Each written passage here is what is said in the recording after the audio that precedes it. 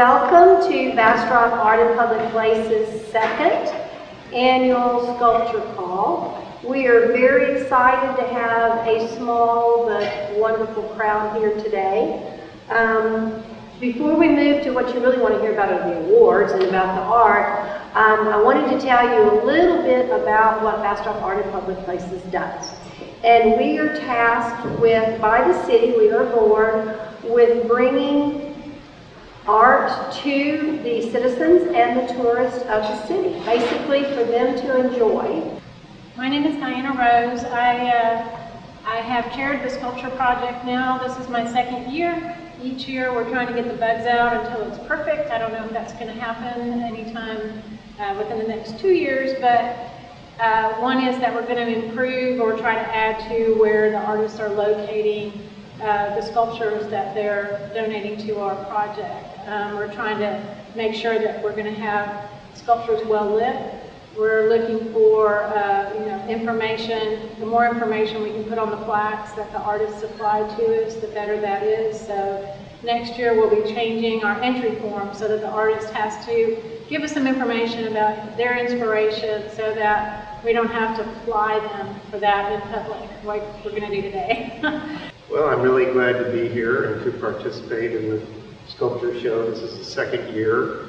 I had a piece last year in front of the library, the Great Bird sculpture, and this year I submitted 2 pieces and both were chosen, so I'm very happy about that. This piece, which is called Sentinel, is made out of repurposed metal pieces. It's got a couple of hatchet heads, it's got a wheelbase, it's got a railroad spike and other disparate pieces of metal. I put them all together to form a new whole, and it seemed like a standing guardian figure, so I named it Sentinel, and that's in front of the library. The second one is called Hill Country Gemini, and I've been working with a basic silhouette of people for probably 20 years now. I call it Gemini because it's 2 silhouettes, like twins, and the pieces of limestone are from my property in Blanco, so they get to be here in Bastrop for a year. And the chain going up to the center has pieces of glass that represent water, and it's about the life in the hill country, which people have been doing and are continuing. Not always easy, but it's a great place to be. So again, I'm very happy to be in the show and have 2 pieces and look forward to seeing the other pieces as well. My name is Michael Goulart. My scrap seahorse kind of comes from what I've done all my life. I've always been a mechanic, always been a welder. I love building, turning something that doesn't move into something that does. What I did with this is, I love sea life. Seahorses, sharks, fish, you name it. I decided I'd build this. I had a few pieces, the colander for the head. That's kind of what got this one started. I had a frame already of a seahorse, but I was leaning whether it should be a seahorse or something else. And just by putting that colander on, to me, I'm like, all right, I know where this is going. I've used parts off of trucks on this, motorcycles, household items. I've even got a whole set of old Ford Model T tools. I hope there's no car guys because they'll be really mad because I welded them on here. But I made sure they weren't worth anything before I did it. I try to make all my stuff where it'll stand on its own. I like to, if it's got 2 legs, I want it to where it looks like it's actually standing. It can take off walking where it doesn't have to have a base or anything. This guy, who's a little different, he's really heavy with all the material I had in. I had to make sure that I had a little extra stiffening down at the bottom. But I think all in all, I still got the theme I was going for. I put a little bit of washers on it to kind of give it the idea of the bubbles, at the same time filling in some of the gaps inside his body. But I'm very excited to be here. This is my first really big show like this, and this is great. It just makes me want to do even more and try even harder for the next one. Hello, my name is Anthony St. James. I was fortunate enough when I was in college in Houston to meet a sculptor, and it just left a lasting impression on me. And so I've been sculpting for many, many years, and I currently have 6 sculptures on display in public parks and towns around the hill country. This particular piece, I was inspired obviously by the tragic fires of the last 5 years, both fires for the last 5 years. And I also wanted to inspire people to volunteer, and the hands are actually molded from actual volunteers. So they're actual people's hands. And obviously it's self-explanatory, arising from the ashes. The tree on your immediate left is the actual burned out tree, and the one on the right, you can't see all of it, but it represents the new growth, which I know they've planted millions of seedlings now. They're getting there. It'll take a while, but they will come back. So it's a sculpture about inspiration, and I was certainly inspired to do it because of the fires. Alrighty. Okay, this is Joel DeVee. She's actually out front of the convention center, by the sidewalk and the road right there.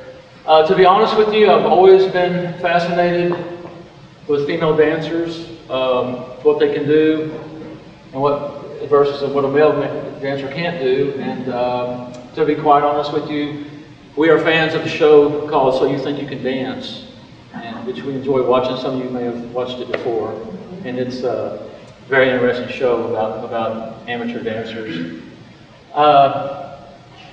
One side, her outfit is made of stainless steel, and I like the contrast with the rust. The other side doesn't have the stainless steel, however, it does have areas outlined from her outfit that are clear shellac, so it looks like she actually has a costume on the outfit on the other side as well. So I have a question for you. Sure. While we have the art on display, and I guess I should ask all the artists this, is there anything that needs to be done as far as preserving how much they rest, or do you want them to continue to rest? Not with mine, because mine are designed for the outdoors, strictly, the outdoors display. So the look that she has is exactly how you intended it? Yes. Certainly, if you don't want one to rust, you do need to take some precautions, because as y'all know, with humidity, they will rust in a matter of days. Right. In Texas. Yeah. Any other questions? Did you have a model for it? Pardon me? Did you have a model for it? No, just Memory. However, I could have made her face silhouette from anybody that I wanted to. I mean, and it would show some resemblance, but I didn't in this particular chance. But I certainly could have, and I probably should have. So it would have been significant to somebody else, as the hands are on the other one. Well, I'm so excited to be here. Thank you very much. I appreciate all y'all do to support the arts, because with everybody doing a little bit, it really makes a big difference in the art world. Well, I appreciate the opportunity to show my work. I'm a self-taught welder. I've only been doing it a couple of years. And when I do something, I like to serve somewhat of a purpose besides just standing there. I do stuff like these are wind chimes. I do stuff that provides lighting, stuff like that. And this piece, I first made the big one, and I thought, there's a lot of wasted material there. So I decided, well, I'll cut the other one out of the middle of that one, with the metal that's left. And then I said, I got enough. So I did the other one, and I did one other one out of what's left there. So all 4 pieces that I recently did is out of 2 sheets of metal. Each one is actually 4 pieces of metal. I cut the face out of each one, and then I weld the sides on and then grind it. And like a lot of welders don't like rust, I hasten the process. When I'm done with the project, I'll take it out and wash it with muriatic acid to loosen it, to open up the pores of the metal. And I'll take salt water, water softener salt, and spray it for about 3 days. And in 3 days, it looks like that. Then, to make it stop, I coat them with penetrol.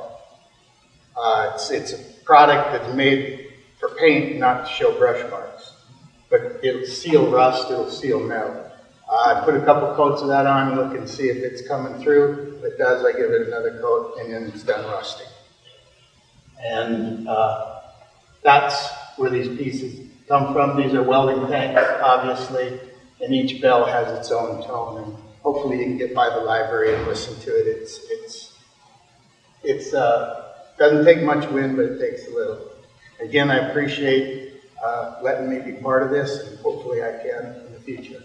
The Silver Award, which is a $1,000 award, went to Jay Sean.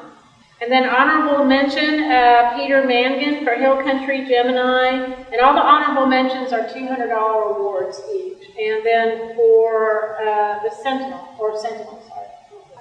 That is all. That's everybody that's here today. And we appreciate everyone coming, and we hope to see you next year, hopefully same time and same place.